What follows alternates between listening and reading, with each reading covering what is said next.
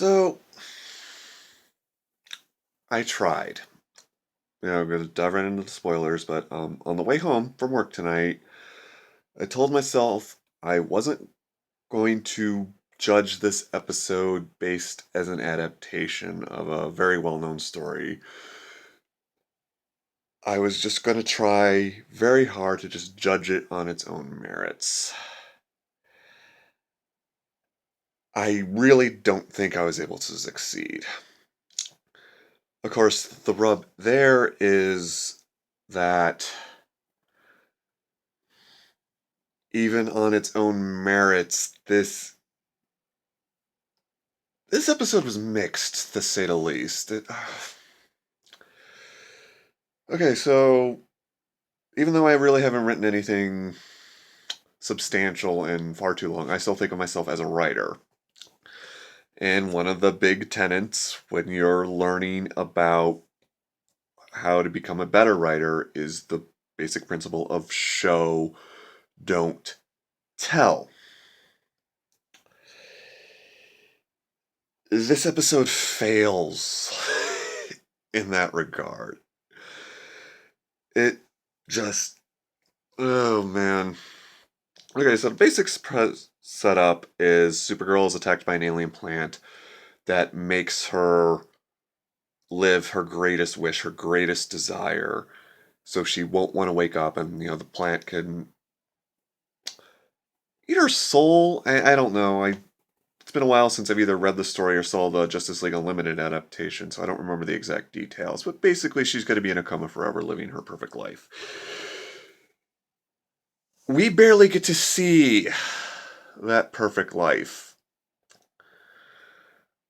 Out of without commercials, it's 40 minutes. 40, I'm going to say generous and say 45 minutes. We got maybe 15, and again, that's me being generous. So we don't get to see why this hurts her so much. We don't get to see why when the thing comes off, why she has the right to be so righteously angry.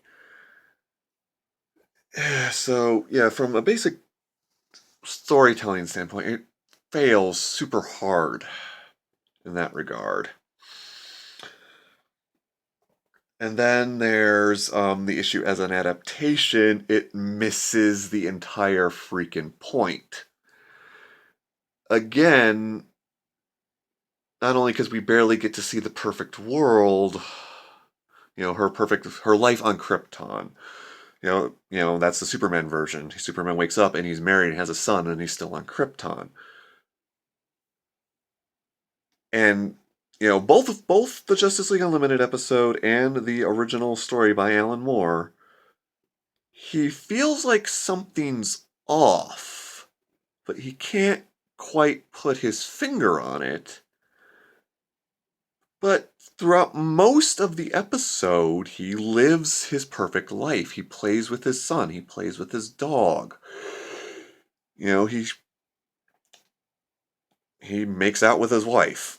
I mostly remember the Justice League version. I have read the original, but I've seen the Justice League episode several times, read the story once, so the Justice League one's going to be fresher in my mind. Incidentally, if Justice League is still on Netflix, I cannot recommend that episode enough for the man who is everything.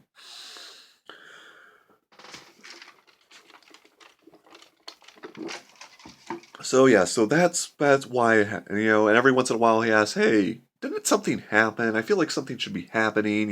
He goes to talk to his father, and his father even mentions, "Son, remember when I thought the planet was gonna blow up? I looked like an idiot." Now, the Supergirl episode, not only do we get so little time on Krypton, but most of it is Kara freaking out that this is a hallucination, that I have to get out of here, I have to remember. And then she slowly starts to forget. I have to get back to Where do I have to get back to? And Another frustrating thing is, following the show on social media and whatnot, there's all these pictures of a little kid who's going to be the Kryptonian version of Kal-El. He might as well not have been there. It's just, So, yeah. And another big disadvantage it has as an adaptation, when, in the adaptation, we cut back to the quote unquote real world, we get to see Batman and Wonder Woman trying to hold their own in a fight against Mongol. And if you don't know who Mongol is, he's a very powerful, very, very evil alien who can go toe to toe with Superman. So, right out the gate, Batman's kind of screwed. Wonder Woman holds her own for a while. But anyway, in any case, that's a lot more exciting than most of what we get here, which is basically we have to get her out of there. How do we get her out of there? Let's get her out of there. And again, if it weren't for the cast, this episode might have made me quit the show. Oh God, I hate being this negative, but I just got to get all this off my chest, and then there are a lot of actually really positive things. I will get to them, but I just have to get this off my chest first. So, yeah. So instead of getting the drama of Superman trying to figure out what exactly is wrong that he can't quite or Supergirl trying to figure out what is wrong, but can't quite put her finger on. And then, a big super fight brawl, we get barely any freaking at the supporting cast freaking out, and then shenanigans at Catco. And to be fair, the shenanigans at Catco are like one of the redeeming qualities of the show. Melissa playing John, pretending to be Kara, is freaking hilarious. So, again, kudos.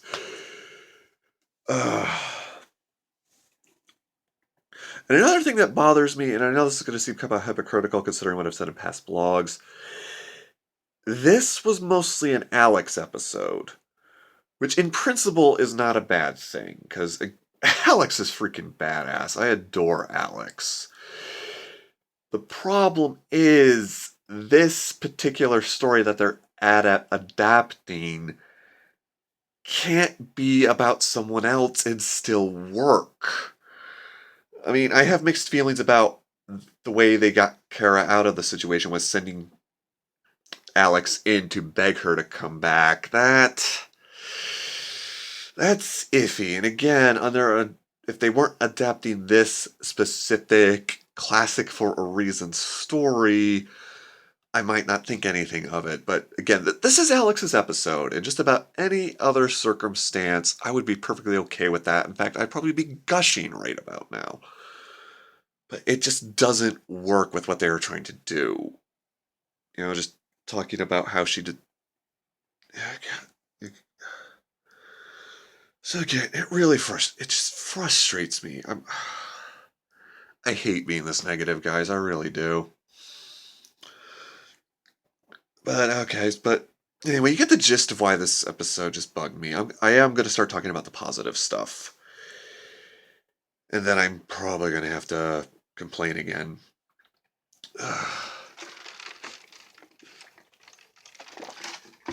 The positive, again, the supporting cast, all great. Alex,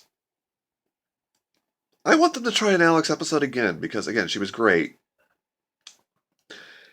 And the thing that, again, one of the big redeeming qualities where I can't say this episode is terrible, the Astra storyline came to a very sudden conclusion that I was not expecting.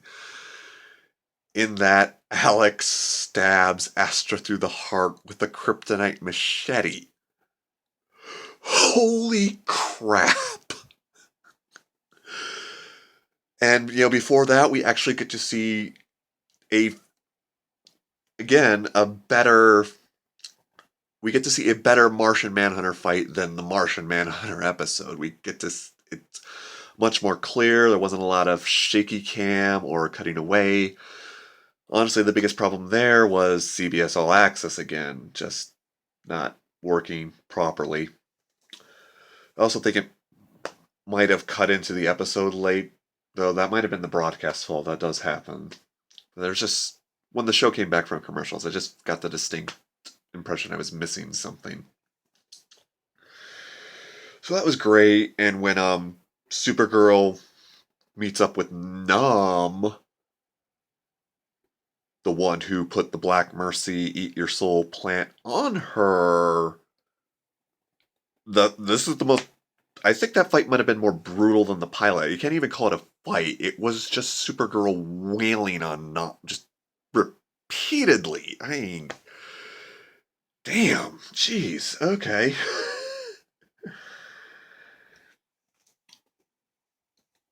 So again, there are redeeming qualities. I mean, those two things I mentioned just elevated the way the hell up. Where I can't say I hate the episode. I mean, there are two things compared to the laundry list I just gave you, but they're huge things. Though that brings me back to one of the issues I have with this episode as an adaptation. The big moment, the moment from the original story that drives everything home about how much this, killed Kal-El, Superman inside, is in the middle of the fight with Mongol. He knocks a plant off and starts beating the crap out of Mongol while Wonder Woman and Batman are just passed out.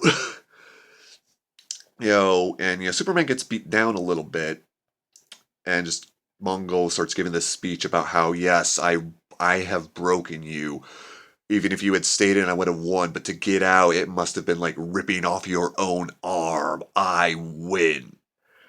And then Superman, the bastion of mercy and hope and, the ideal that all superheroes strive toward, just says one word: burn. And then heat vision. Heat vision will like you would not believe. Again, watch the Justice League Unlimited episode. So I was waiting for that moment in the middle of the fight with Nam. Nam even started to monologue a little bit. And then he used his heat vision on her and basically ran away. This frustrates me for two reasons. Because one, you basically just cut out the most important scene, the biggest scene of this story you're trying to adapt. And it was the perfect opportunity to make Nam a mute. And you blew it.